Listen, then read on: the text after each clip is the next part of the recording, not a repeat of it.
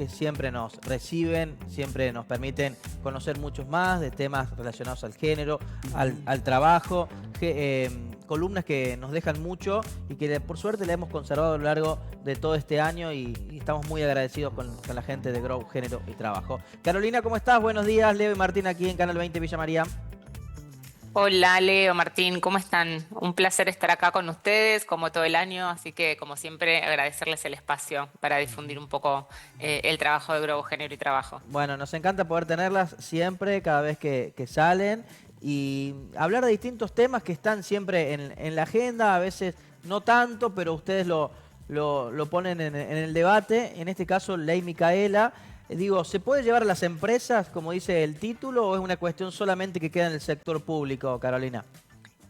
Se puede, quizás un poco la pregunta es por qué y cómo. Creo Ujú. que muchas empresas o cualquier persona de una organización que nos está escuchando diría, ¿y pero por qué? ¿Qué tiene que ver conmigo? Yo trabajo y mi trabajo es brindar mayor rentabilidad a mi organización. ¿Desde qué lugar me compete a mí la ley Micaela que está pensada para los funcionarios y funcionarias?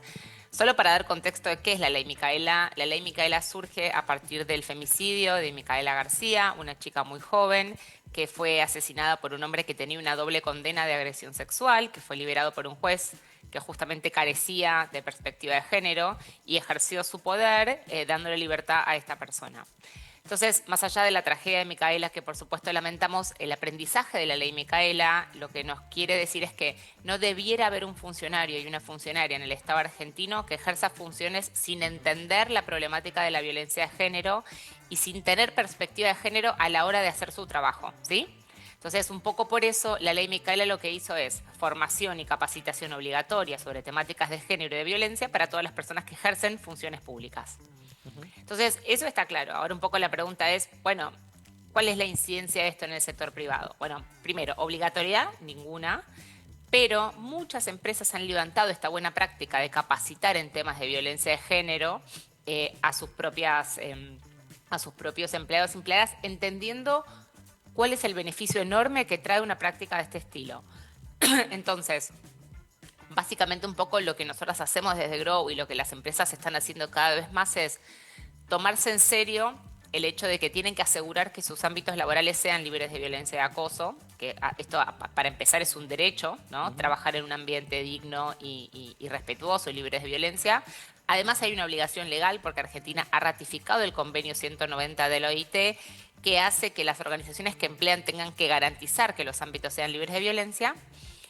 Y además es un beneficio en sí mismo, ¿no? Tratar de erradicar de a poco, desde un lado más de responsabilidad social, la problemática del flagelo de la violencia de género hacia las mujeres y hacia los colectivos LGBTIQ+. Ujú. Carolina, te Entonces, pregunto, sí, recién hablábamos del año que llevamos dialogando y charlando aquí en la columna. Digo, ¿qué sí. reflexión haces sobre las políticas implementadas en esta materia por el gobierno nacional, con el cambio justamente de Ujú, orientación política, social, económica que sí. ha tenido la Argentina? Y te pregunto por algo puntual que dicen muchos funcionarios nacionales, que la violencia no tiene género, que es Sí, violencia nada más. Eh, claro. Sí. ¿qué definición tenés al respecto? Eh, si quieres empezamos por la segunda, que es tu pregunta más, más, digamos, polémica en un punto. Nosotras creemos que es simplemente una provocación. O sea, Ujú. decir en el 2024 que la violencia no tiene género es ignorar y no entender la problemática de la violencia de género. Digamos, Ujú. de los 308 femicidios que hubo en el 2023, bueno, para empezar, todos fueron mujeres y personas del colectivo LGBTIQ, pero por supuesto en gran medida esa violencia ha sido ejercida por sus parejas y en el ámbito más privado de relaciones interpersonales, de parejas o exparejas y demás. Decir que la violencia no tiene género es como querer comparar lo que es un ilícito o un robo o un homicidio con la temática del femicidio. Y el derecho internacional ya saldó esta discusión hace muchos años, ¿sí? Estamos categorizándolo de una manera específica porque es un problema específico. Digamos, no podemos decir que un femicidio es un hecho de inseguridad, ¿sí? Lo que hace el ministro de Justicia, Mariano Cuñoli Varona, al igualar un homicidio a un femicidio es decir, bueno, no hay una problemática de género, hay una muerte. Pero es diferente cómo Ujú. uno aborda el problema, cómo lo trata de prevenir y además cómo tiene que castigar una persona que mata a alguien en un hecho delictivo como un robo que una marido que mata a su esposa. Entonces, estamos hablando de problemáticas tan distintas que necesitan una tipología distinta. Entonces, por supuesto que la violencia de género tiene género, porque más del 90% de las víctimas son mujeres y personas del colectivo LGBT.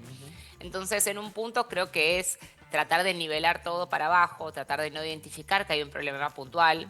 Por supuesto, las temáticas de inseguridad son súper importantes y la agenda de inseguridad de la Argentina es súper relevante.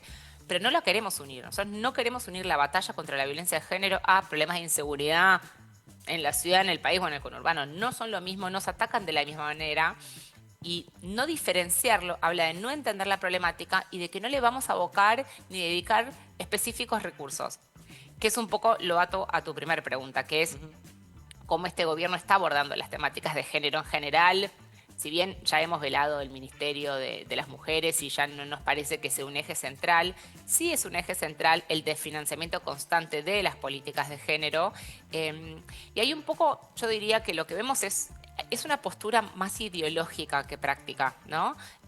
Porque no es una decisión inteligente en términos financieros y económicos. O sea, desfinanciar las políticas de prevención hacia la violencia de género es una decisión económicamente costosa para el gobierno. Es 22 veces más barato prevenir y tratar de que las situaciones de violencia tengan detección temprana y alerta temprana y no lleguen al femicidio que ignorarlas, pensar que la violencia no tiene género y que no hay que hacer nada y que eso termine en un femicidio y en, niños y niñas sin madres y en tragedias absolutamente horribles y costosas para el Estado y además con un problema emocional de todo lo que eso conlleva para la sociedad. Entonces, no creemos que tiene que ver con un uso financiero y eficiente del recurso, tiene que ver con una postura ideológica. Yo acá no me voy a meter, son problemas de índole privado, que cada uno se cuide como pueda, creemos que tiene más que ver con una mirada, con una postura de lo que quiere desatender este Estado y de cuál es su responsabilidad en garantizar el derecho a vivir una vida libre de violencia por parte de las mujeres,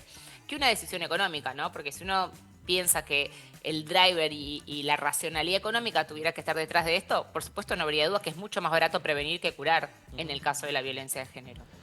Caro, agradeciendo el tiempo, consultarte o que nos dé dos aspectos. Uno seguramente lo vamos a profundizar el próximo año. Por un lado, ¿qué balance haces al respecto de este 2024 que está finalizando en cuanto a todas las acciones y políticas que han trabajado desde Grow, Género y Trabajo? Y por otro lado, ¿qué avisorás para el 2025 de acuerdo a todos los temas que en Grow hemos hablado aquí en esta columna en Canal 20? ¿Se van a seguir profundizando el próximo año?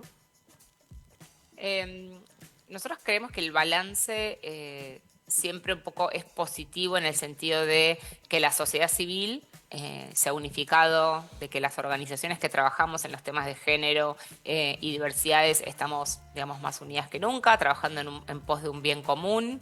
Y desde ese lugar vemos que las organizaciones que se toman en serio esta agenda, que no lo han hecho por moda, siguen invirtiendo y siguen apostando a esta agenda.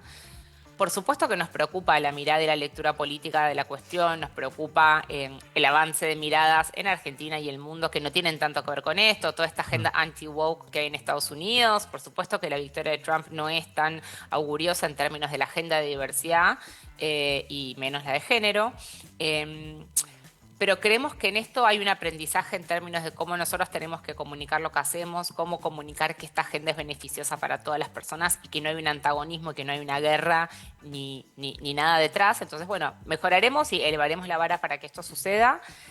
Por supuesto, nos preocupa un poco lo que está pasando en la región, pero por otro lado, estamos un poco más unidas que nunca en esto de hay que cuidar los derechos, hay que vigilarlos, hay que tratar de sostener la unidad de las organizaciones de la sociedad civil que estamos trabajando en pos de esta agenda. Y esperaría un 2025 con mayor inversión, con una mayor comprensión y entendimiento de que las sociedades no se desarrollan en tanto la violencia sigue existiendo, en tanto las mujeres no participen del mercado económico, en tanto que las empresas no van a ser sostenibles si no cuidan su pool de talentos, si no garantizan entornos laborales libres de violencia. Desde muchísimos lugares creemos que esta es una agenda que es un imperativo de negocio y es un imperativo hasta moral. Entonces tenemos mucha esperanza y mucha fe de que vamos a seguir creciendo en este camino. Grow es una organización que arrancó con 2 personas y hoy somos un equipo de más de 40 que nos seguimos sosteniendo, que por supuesto que cuesta, pero la organización sigue en pie y sigue creciendo y cada vez trabaja en más países. Diría, me encantaría pensar que esta agenda solo va a ir avanzando y no se va a reducir. Muy bien. Caro, queremos agradecerte mucho a vos, transmitirle también a todo el equipo de Grow, que a lo largo del año siempre vamos hablando, nos gusta mucho charlar estos temas, ponerlos siempre en debate, por más que a veces las agendas van por otro lado, no significa que no se pueda hablar de esto y que no se pueda debatir al respecto. Después en el debate cada uno tiene sus opiniones y son entendibles, lo importante es que se hable y nosotros agradecemos mucho porque durante el año hemos tocado muchas temáticas que esperemos profundizarlas el próximo año y también por supuesto hablar de las actualidades que se presenten a futuro. Agradecerte a vos, Caro, nuevamente a todo el equipo, saludarlos por la Navidad, feliz Año Nuevo y ojalá que el próximo año nos volvamos a encontrar. Totalmente, bueno, como siempre agradecerles el espacio. Para nosotras el federalismo y tener presencia en todo el país es muy importante, así que muchas gracias por la difusión y el espacio. Gracias, Un Caro. abrazo, hasta luego. Un gran abrazo, Caro. Hasta Muchas luego. gracias. Bueno, Carolina Villanueva con nosotros de Grow.